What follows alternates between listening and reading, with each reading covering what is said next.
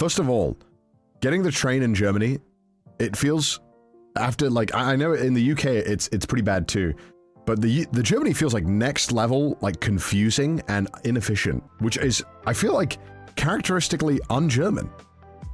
How did that happen? I feel like the Germans should have figured this out. So I went to go and get the train, and obviously I'm riding with Deutschbahn, who I will now find out is a very inefficient and bad train company. So I book my train, right?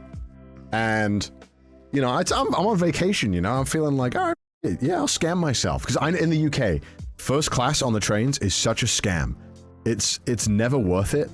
But, you know, I was like, you know, maybe Germans, they got it figured out. I'll buy a first class ticket on this train. It was like 15 euros extra or something. I was like, I'll try it. And if it's like super interesting, I'll just like, I'll get a little film and I'll be like, oh, the German train compared to Japan.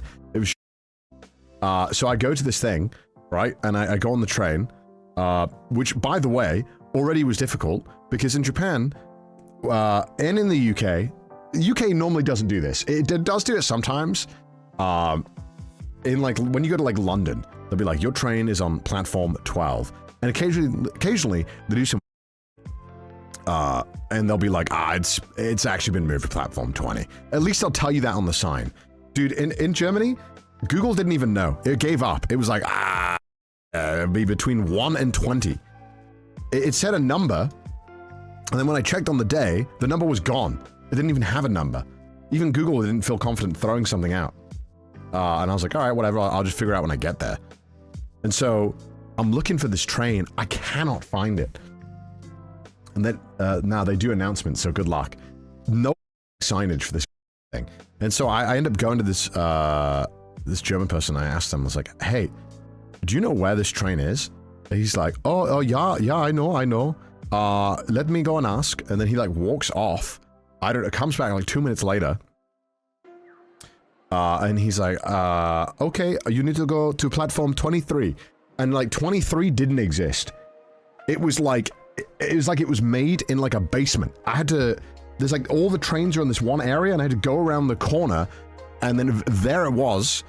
And then on top of that, this train split into two, which was not explained very well. So initially I was going to get on this train and then I didn't realize that the back of the train was the part that didn't go, sorry, the other half of the train was the part that goes to where I need to go.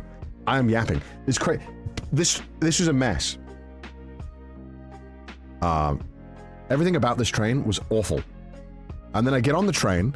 I'm like, all right, okay, I found this train. I got my kebab, and I had a kebab. I got a kebab for the train. I'm in Germany. I gotta get a kebab. So I'm trying to like figure out where to go. American trains are 100% worse. Yeah, but we don't expect it of America. We don't expect anything of you, America. We know your trains suck.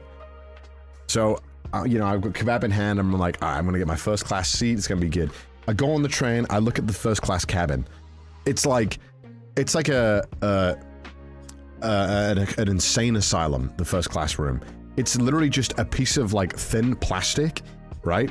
And like 4 seats that look no different. So it just makes you look like if you're in first class that you're some kind of like circus animal. Absolute like awful. And so, and either way, I wanted to go. I was like, all right, okay, well, I'll go and get my seat at least. And I go to walk in, and I'm like, what the f? I'm looking. This woman has her skis, because this is a ski village. She's got her skis taken up like in like 4 seats nearly. Like she's got 1 seat, and then the skis are like across. So if she's on the seat closest to the aisle, she's got her skis next to her, going across. So it's like facing her. So she's like blocked off the 4th chair. She didn't want anyone to sit next to her at all. And in my head, I was like, I know I am full as a British person. In the UK, I wouldn't mind doing this. I would just go up to her and be like, move. But in Germany, I was on vacation. I'm sick. I didn't have it in me. I was like, I don't have the mental energy to roll this dice and it maybe being a German Karen. I just wasn't worth it in my head. And so she literally took up all the seats, and I was like, F it. I'll just go and sit in like the peasant cabin. Oh, So I basically just wasted 15 euros. So I sat down and I got a nice seat. And then a fan came on the train and said hi, and that was nice. But then the train got so full, and everyone had skis. And so I'm sitting in this chair, and then we're trying to like get like 2 more of us on. It was crazy. It was very, very, very busy. It was nice though. But on the way back from this town, I was trying to get the train, and then this guy on the platform who was dressed normally was like screaming something in German. And then he repeats it in English. He's like, okay, this half of the train goes here, this half of the train goes to Munich. And as I'm walking past the guy, like my shoulder, I guess that, you know, it's like a busy platform. I like just nudge his phone slightly. He doesn't drop it or anything, but I just nudge it. And I went like, oh, sorry. And then he proceeds to scream at me in German. And I was like, oh, well, that didn't feel great. And I was like, I said sorry, but you know, it's a little bump, it happens. I was like, oh my God, that guy was kind of heated, bro. And so I go to sit in my seat, and I'm like, man, I said sorry. It was an innocent mistake, man. I felt bad.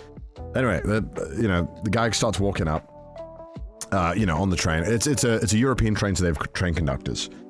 And then, you know, I'm sitting there, and this guy goes, ticket, please. And then I look up. The ticketing officer, the guy I hit in German, and he looks at me, he makes eye contact with me. It's so awkward, because I know that he remembers that I bumped into him and that he was giga pissed about it. So I was like, yeah. Scanned the ticket, and then he was like, I think in his head, I could see the mental cogs. I think he was praying that I was an asshole who didn't pay for a ticket. Because it seems, and now mistake me if I'm wrong here, Germans, but it seems very, very easy to not have a ticket, to not pay for a ticket in Germany. There was pretty much zero resistance half the time checking if I had a ticket. And this is the one time, and I could feel that he wanted me to not have a ticket. I don't know if I'm reading too much into this, but I think he was hoping for the revenge.